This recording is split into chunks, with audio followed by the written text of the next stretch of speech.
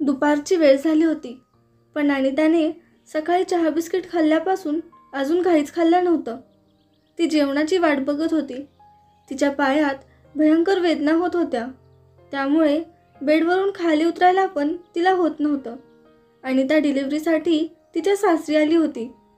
4 दिवसापूर्वी तिच्या पोटात खूप जोरात दुखू लागल्यामुळे तिला दवाखान्यात नेलं होतं.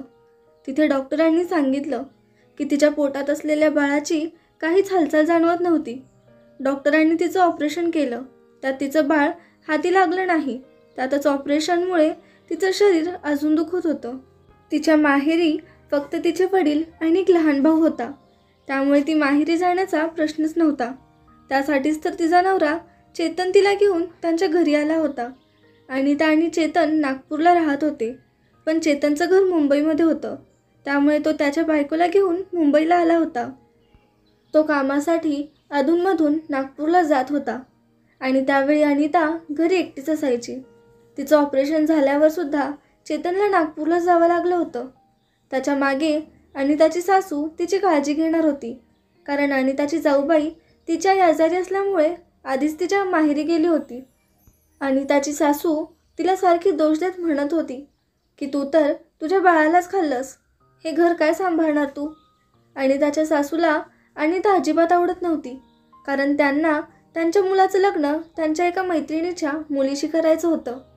पण अनिताच्या सासऱ्यांनी अनिताला त्यांच्या मुलासाठी पसंत केलं होतं आणि चेतनला पण तिच्याशीच लग्न करायचं होतं. त्यामुळे मग तिचा नाईलाज झाला. पण जेव्हापासून अनिता या घरात लग्न करून आली, तेव्हापासूनच तिची सासू तिला काही ना काही कारणावरून टोचून बोलायची. चेतनला वाटायचं की त्याची आई खूप चांगली आहे, कारण चेतनच्या वडिलांचा जॉब सुटल्यावर तिनेच खूप कष्ट उपसून छोटी मोठी कामं करून बरीच वर्ष हे घर चालवलं होतं. त्यानंतर त्याच्या वडिलांनी एक छोटासा व्यवसाय सुरू केला, पण तो देखील नीट चालत नव्हता. त्यामुळे मग त्याची आईच घराचा सगळा खर्च भागवत होती. पण त्यामुळेच की काय त्यांच्या आईमध्ये एक अहंकाराची भावना आली होती. आता अनिता तिच्या सासरी चेतनशिवाय एकटीच राहत होती, त्यामुळे तिला जास्तच भीती वाटू लागली होती. कारण मागच्या वेळीसुद्धा तिच्या सासूने एका छोट्याशा कारणावरून खूप मोठं भांडण केलं होतं आणि सगळं खापर सुनेच्या माथी फोडलं होतं. तिला फक्त मुलाच्या नजरेत सुनेला वाईट सिद्ध करायचं होतं. आज पण तिची सासू तिच्यासाठी दुपारचं जेवण घेऊन आली नाही आणि म्हणाली की तुला महाराणीसारखं दिवसभर फक्त जेवायचं माहीत आहे. मला बघ, मी माझ्या घराचा पूर्ण खर्च उचलला आहे. माझ्या मुलांना त्यांच्या पायावर उभं केलं आहे. तू तुझ्या आयुष्यात काय केलंस? फक्त पोट फाडून आलीस आणि एक बाळ पण नाही देऊ शकलीस तू आम्हाला. हे टोमणे ऐकून अनिताला खूप वाईट वाटलं आणि ती रडू लागली. दुसऱ्या दिवशी चेतनला सुट्टी होती आणि तो घरी येणार होता, म्हणून ती विचार करू लागली की बस एकदा चेतन आला की मी त्याला सांगून टाकीन की मला आता इथं राहायचं नाही. दुसऱ्या दिवशी चेतन आला तर त्याची आई डोळ्यात खोटे अश्रू आणत त्याला म्हणाली, काल मला सुनबाईला दुधाचा ग्लास द्यायला 5 मिनिटं उशीर झाला, तर तिने तोच ग्लास माझ्या तोंडावर फेकून मारला. दुपारी तर तिने भाजीत मीठ कमी आहे म्हणून पूर्ण ताट फेकून दिलं. मी तुझ्या बायकोची नोकर आहे का, जी ती माझ्याशी असं वागत आहे? हे ऐकून चेतनला राग आला. तो रागातच त्याच्या खोलीत गेला. तिथे अनिता गप्प पडून होती. तिला बघताच तो रागात तिला म्हणाला, इथे मी दिवस रात्र कामाच्या चक्कीत पिसून निघतोय, कारण आपलं कुटुंब सुखी राहावं, आणि तू आहेस की माझ्या आईवर हुकूम गाजवते आहेस. माझ्या आईला काय नोकर समजली आहेस का तू? तुझी हिंमत तरी कशी झाली माझ्या आईवर दुधाचा ग्लास फेकायची? अरे, जेवणाचं ताट फेकताना तुला जराही लाज नाही वाटली का? एकतर तुला आयतं बसून खायला मिळतंय ते मिळतंय, आणि वर अजून तुझे नखरे संपता संपेनात. जर का तुला दूध नाही तर जेवण मिळायला उशीर होत असेल किंवा तुला ते आवडत नसेल, तर तू त्या अन्नाचा अपमान करशील का? हे बघ, मी पहिलेच तुला सांगितलं होतं की माझ्या आईचा अपमान करायचा नाही, कारण मी ते सहन करणार नाही. आज तू माझ्या माघारी माझ्या आईचा अपमान करून ठीक नाही केलंस. मागच्या वेळी पण तुला माफ केलं होतं जेव्हा तू माझ्या आईला उलट बोलली होतीस, पण आज तर तू हद्दच केलीस. अशात तू माझ्याकडून कधी अपेक्षा करू नकोस की मी तुझ्याशी प्रेमाने वागीन. आज तू माझ्या आईच्या नजरेतून पडली आहेस. हे सगळं ऐकून अनिताच्या डोळ्यातून अश्रू वाहू लागले. ती हळू आवाजात म्हणाली, तुला खरंच असं वाटतंय की मी आईंच्या अंगावर दुधाचा ग्लास फेकीन? मी अशी आहे की अन्नाचं ताट खाली फेकून देईन? चेतन रागात जोरात ओरडत म्हणाला. मग काय माझी आई खोटं बोलत आहे का? तुला काय म्हणायचं आहे? की माझी आई खोटारडी आहे? अजून माझ्या आईवर आरोप लाव. मला तर माहीत नाही की तुला काय सिद्ध करायचं आहे. हे बघ, मी आजकालच्या मुलांसारखा नाही की बायकोच्या सांगण्यावरून आईला सोडून देईन. मी माझ्या आईची खूप इज्जत करतो. माझ्या आईने तिच्या काळात खूप त्याग केलेत. तेव्हा जाऊन मी आज असा बनलो आहे की माझ्या आईची काळजी घेऊ शकेन. आता तुझ्या बोलण्यात येऊन मी माझ्या आईशी चुकीचं वागणार नाही, समजलं का तुला? अनिता धीरेकवट होऊन बोलू लागली. भलेही माझ्या डोळ्यात अश्रू असतील, पण मला कमजोर समजू नको तू. मी कधीच असली चूक करणार नाही. तुझी आई खोटं बोलत आहे, चेतन रागात म्हणाला. माझ्या आईला खोटं ठरवण्याची हिंमत कशी झाली तुझी?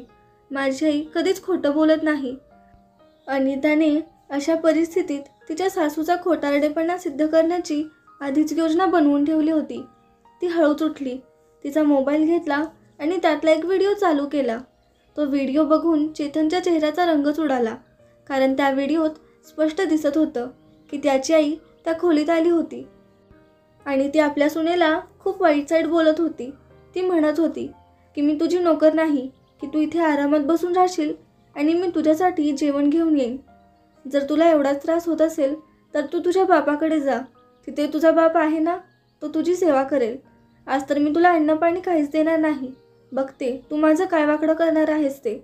आणि हा विचार नको करू की चेतन घरी येईल आणि तू त्याला माझ्याबद्दल सांगशील तर तो तुझ्यावर विश्वास ठेवेल. तो माझा मुलगा आहे आणि तो फक्त माझंच ऐकेल. हे सगळं बघून चेतनचा चेहरा लाजून खाली पडला होता. अनिता हळू आवाजात म्हणाली, एकतर मी माझ्या बाळाला गमावलं आहे, त्यात माझ्या ऑपरेशनचे टाके एवढे दुखत आहेत. तुम्हाला इथे यासाठीच सोडून गेला होतास ना की माझी नीट काळजी घेतली जाईल?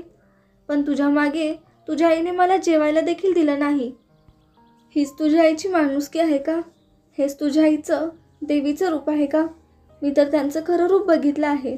आता तू पण बघ. मागच्या वेळी देखील त्यांनी मलाच खोटं ठरवलं होतं. त्यामुळेच यावेळी मी माझ्या खोलीत एक छुपा कॅमेरा लावला होता. म्हणजे त्यांनी काही जरी लबाडपणा केला तरी तू ते बघू शकशील. पण मला हे माहीत नव्हतं की त्या माझ्यावर एवढ्या खालच्या पातळीवर जाऊन आरोप करतील. पण आता तू बघू शकतोस की मी असं काही वागले नाही. या उलट आईंनी तर मला साध्या जेवणाबद्दल विचारलं देखील नाही. मी तर कालपासून उपाशी तहानी तुझ्या येण्याची वाट बघत आहे. आता तूच सांग, अजून पण तू मलाच दोष देणार आहेस का? चेतनच्या डोळ्यात अश्रू आले. तो भरल्या गळ्याने म्हणाला, मला माफ कर, मी तुला चुकीचं समजलो. कधी कधी माणूस नात्यांच्या राजकारणात अडकून राहतो आणि एखाद्यावर अन्याय करतो. माझ्याकडून सुद्धा अशीच चूक घडत होती. आता मात्र मी तुला इथे एक क्षणसुद्धा ठेवणार नाही. आता जर इथे राहून आई तुझी काळजी घेतच नसेल तर मग तुला इथे ठेवण्याची काही गरजच नाही. तू तुझं सामान पॅक कर. आपण आपल्या घर संसारात परत जाऊया. आता मला कुणाकडून काही अपेक्षा नाही. एवढं बोलून तो खोलीतून बाहेर आला. बाहेर त्याची आई होती. ती त्याला म्हणाली, बाळा, समजावलं ना तुझ्या बायकोला? चेतन तिला म्हणाला, आई, तुला खोटं बोलताना लाज नाही वाटली का गं? त्याची आई पुन्हा नाटक करत म्हणाली, आता तू त्या महाराणीच्या बोलण्यात आलास का? बघितलंस ना, तिने तुझं पण डोकं खराब करून टाकलं. चेतन काही बोलला नाही. त्याने सगळ्यांसमोर तो व्हिडिओ लावला. आता मात्र सगळ्यांच्या समोर त्याची आई शर्मेने मान खाली घालून उभी होती. तो तिला म्हणाला, आई, काय मिळतं तुला हे सगळं करून? मला माहीत आहे की तुला माझं लग्न तुझ्या मैत्रिणीच्या मुलीशी करायचं होतं. पण अनिता पण चांगलीच आहे. तिला पण एक चांगल्या सुनेचं कर्तव्य पूर्ण करायची होती. माझ्यासोबत ती चांगली राहत होती. माझी बायको मला पसंत होती. तर मग तुला काय अडचण होती? मग तू तिच्याशी असं का वागत होतीस? तुला माझा संसार उद्ध्वस्त व्हावा असं वाटत होतं का? आता त्याची आई एकदम शांत उभी होती आणि तिची मान खाली गेली होती. ती काहीच उत्तर द्यायच्या स्थितीत नव्हती. चेतन म्हणाला, आई, मी तिला इथून घेऊन जात आहे. आता तुला तिच्या जेवणाची काळजी करायची गरज नाही. तू तुझ्या आवडीच्या सुनेसोबत आरामात राहा. त्याच रात्री चेतन त्याच्या बायकोला घेऊन नागपूरला निघून गेला.